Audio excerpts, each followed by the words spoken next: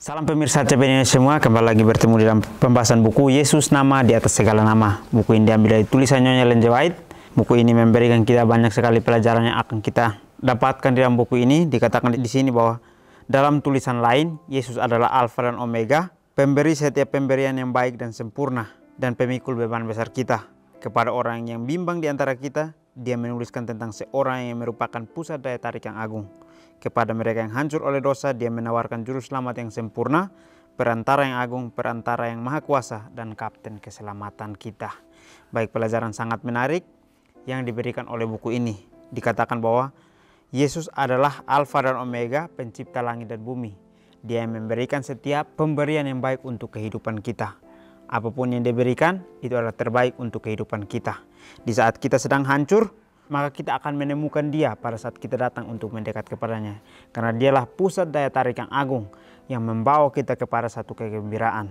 Pada saat kita bimbang, maka akan ada pusat daya tarik yang agung ini untuk membawa kita kepada suatu kelegaan, di mana kita akan keluar dari kebimbangan yang kita miliki.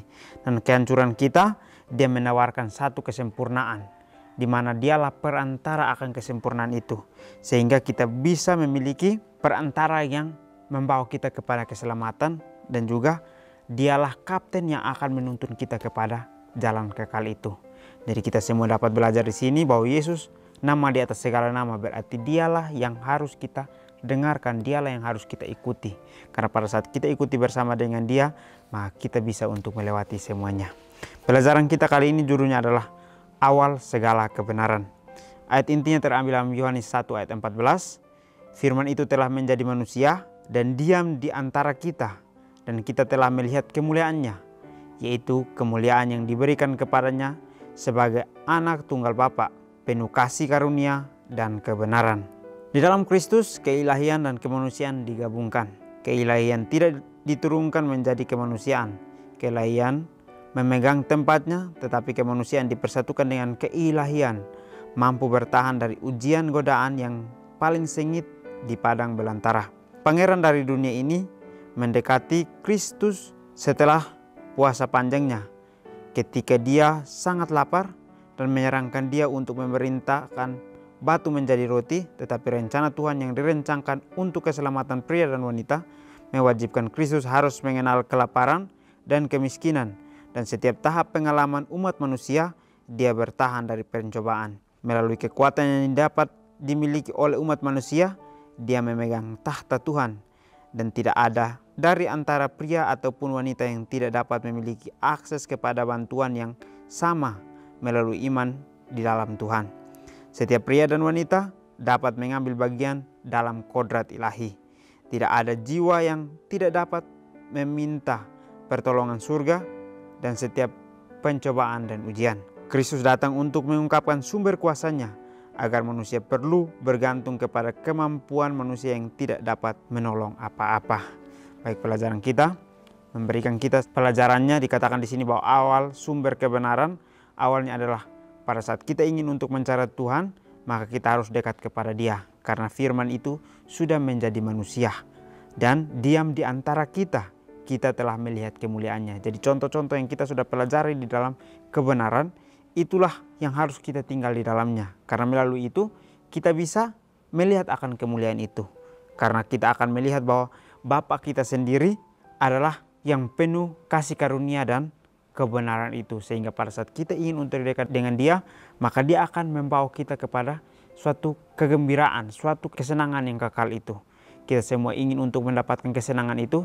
Sebab itu dia mengajak kepada kita untuk kita datang dekat kepadanya. Di sini juga dikatakan bahwa di dalam Kristus keilahian dan kemanusiaan digabungkan. Seringkali kita merasa bahwa keilahian tidak bisa bergabung dengan kemanusiaan, tetapi di sini dikatakan bahwa di dalam Kristus keilahian digabungkan dengan kemanusiaan, tetapi keilahian diturunkan menjadi kemanusiaan.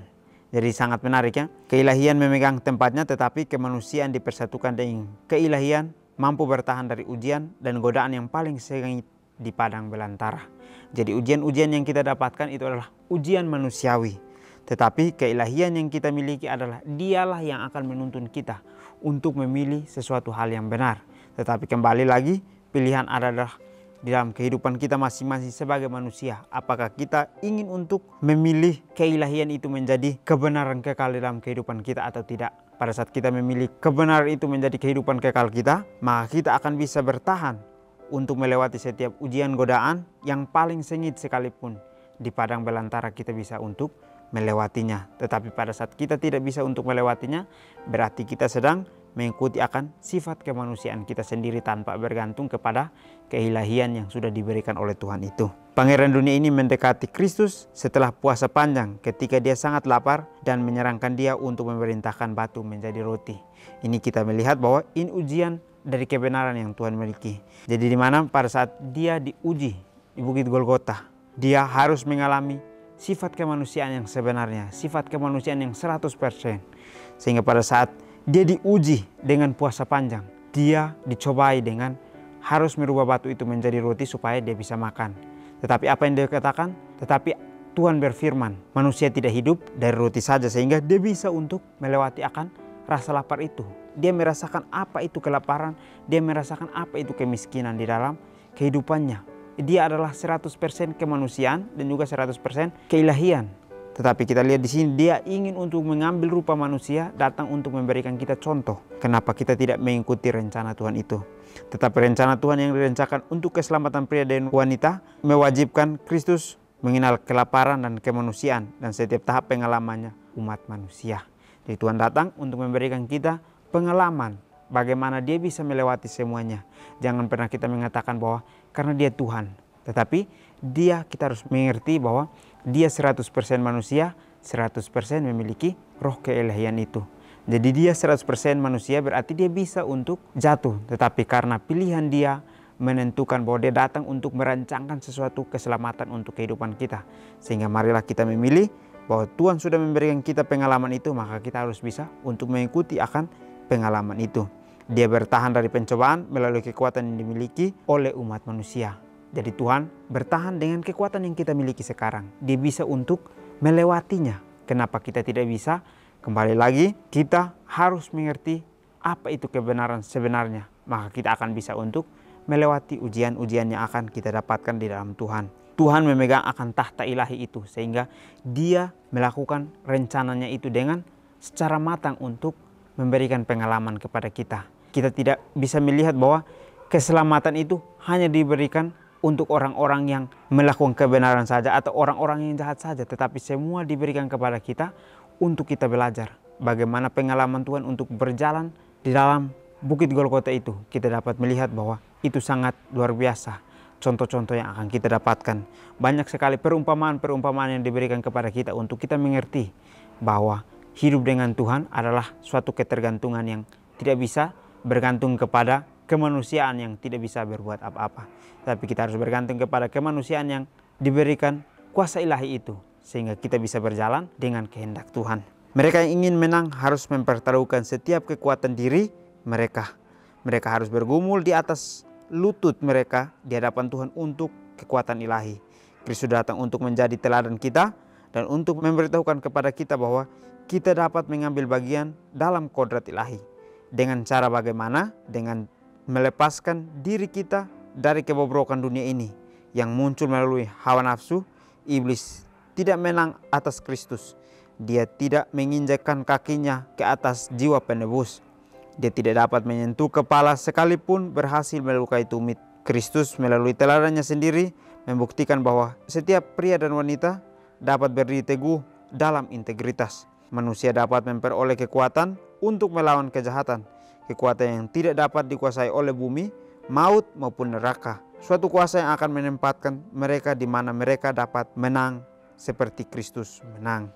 Baik, cerita yang sangat luar biasa diberikan kepada kita bahwa pada saat kita ingin untuk menang hidup dengan Tuhan, maka kita harus mempertaruhkan setiap kekuatan diri kita kepadanya.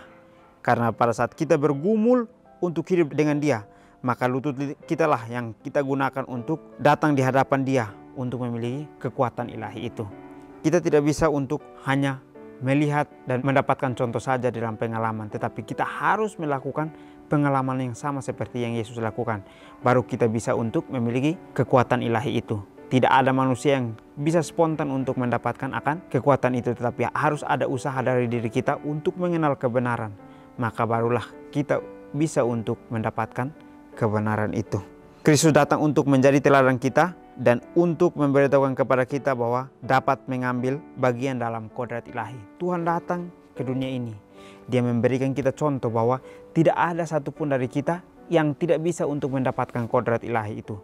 Tetapi orang yang mau untuk mendapatkan kodrat ilahi itu berarti dia harus sungguh-sungguh mencari Tuhan. Sungguh-sungguh harus hidup dekat dengan Tuhan. Barulah bisa mendapatkan akan kodrat ilahi itu. Tidak ada yang gampang, tapi tidak ada yang sulit pada saat kita berjalan. Semuanya adalah cara Tuhan sendiri.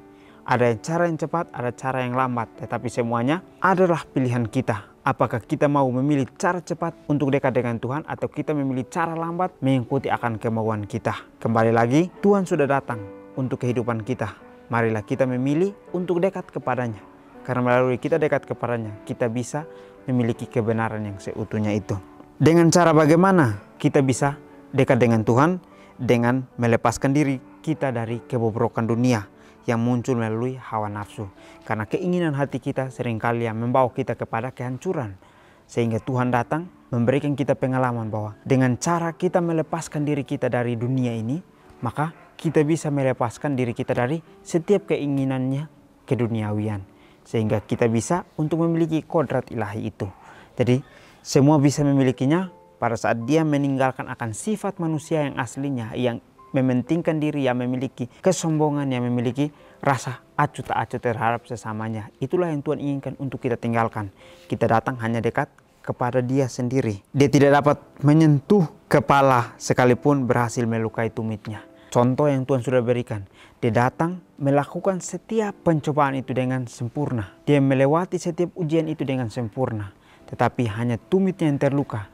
Setan tidak bisa menguasai dia dengan memegang kepalanya ataupun bisa untuk mengalahkan dia. Tetapi Tuhan menang hanya dengan tumitnya yang terluka. Karena dia sungguh-sungguh bertelut untuk meminta kekuatan ilahi itu dari Tuhan. Kenapa kita secara manusia kita tidak bisa mencontohi Tuhan? Karena kita merasa bahwa diri kita lah yang benar. Sifat kita lah yang paling benar untuk mengikuti Tuhan. Tanpa kita melihat kebenaran yang sebenarnya. Adalah pekerjaan Kristus untuk menyajikan kebenaran dalam kerangka Injil. Dan untuk mengungkapkan ajaran-ajaran dan prinsip-prinsip yang telah Dia berikan kepada umatnya yang telah jatuh itu. Setiap pemikiran yang Dia sajikan adalah miliknya sendiri. Dia tidak perlu meminjam pemikiran dari siapapun. Karena Dia adalah awal sumber kebenaran. Dia dapat menyajikan daripadanya. Karena semua kebijaksanaan adalah miliknya. Dia adalah sumber mata air dari semua kebenaran. Dia berada di depan semuanya. Dan melalui ajarannya, Dia menjadi pemimpin rohani bagi segala zaman. Renungkan lebih dalam, jika Yesus adalah awal segala kebenaran, lalu siapakah sumber segala dusta? Inilah pelajaran yang dapat kita belajar bersama-sama. Di akhir dari pelajaran kita memberitahukan bahwa ada pekerjaan Kristus untuk menyajikan kebenaran dalam kerangka Injil dan mengungkapkan ajaran-ajaran dan prinsip-prinsip yang telah Dia berikan kepada umat manusia yang telah jatuh.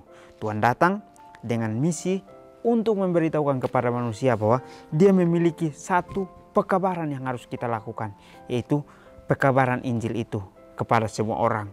Tetapi kita ingat, pada saat Dia ingin untuk datang memberikan contoh itu, Dia memberitahukan kita jalan itu. Banyak sekali ujian yang dihadapi. Jadi kita sebagai manusia, pada saat kita mengalami ujian datang dari kehidupan kita masing-masing, jangan kita merasa bahwa itu adalah beban yang paling berat. Tetapi kita harus melihat bahwa itu adalah pengalaman yang akan kita dapatkan pada saat kita melewatinya. Begitupun yang Tuhan rasakan. Pada saat pengalaman, Dia ingin untuk berikan kepada manusia. Dia harus melewati ujian-ujian yang sangat banyak. Tetapi Dia melewatinya semua dengan sempurna. Sehingga melalui itu pengalaman kita dapatkan untuk hidup dengannya. Jadi tidak ada yang tidak bisa hidup dengan Tuhan. Kecuali pilihan kita yang menentukan kita untuk menjauh daripadanya. Setiap pemikiran yang Dia sajikan adalah miliknya sendiri. Jadi setiap pilihan yang Tuhan ambil adalah sifat keilahiannya yang Dia lakukan. Di mana Dia memilih sesuatu hal yang benar untuk Dia melakukan. Dia tidak memilih sesuatu hal yang hanya menjadi kesenangan semata. Sehingga pada saat Dia mengalami ujian itu, Dia bisa gagal. tetapi dia memberikan contoh yang sempurna untuk kita semua bisa melewatinya, bagaimana Tuhan bisa melewatinya. Dia adalah awal sumber kebenaran itu, sehingga dia mengetahui sebenarnya apa yang harus dilakukan.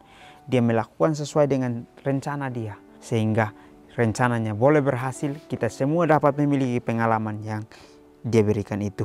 Jadi karena semua kebijaksanaan adalah miliknya, dia adalah sumber mata air dan sumber semua kebenaran. Tuhan adalah sumber mata air kita, dialah yang akan memberitahukan kita kebenaran kemuliaan itu. Jadi marilah kita dekat kepadanya. Melalui kita dekat kepadanya, kita bisa mendapatkan semuanya itu. Dia berada di depan kita yang akan menuntun kita. Jadi jangan kita ragu, karena melalui ajaran-ajaran yang dia sudah berikan akan membuat kita menjadi pemimpin rohani bagi segala zaman. Inilah yang harus kita miliki di dalam kehidupan kita. Jadi jika Yesus adalah awal segala kebenaran, lalu siapakah sumber segala dusta itu? Kembali lagi kita bisa menjawab. Kalau menurut saya secara pribadi, sebagai sumber segala dusta adalah keinginan diri kita lah sumber segala dusta itu, yang membawa kita untuk menjauh dari sumber kebenaran itu. Karena melalui pilihan-pilihan keinginan hawa nafsu kita, membuat kita untuk memilih sesuatu hal yang sebenarnya hanya senang sementara, bukan senang untuk kekekalan.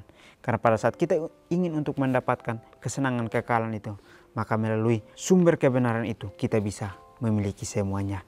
Jadi mungkin ini saja pelajaran yang dapat saya bahas. Kiranya kita bertemu lagi di pertemuan selanjutnya. Kiranya Tuhan Yesus memberkati kita semua.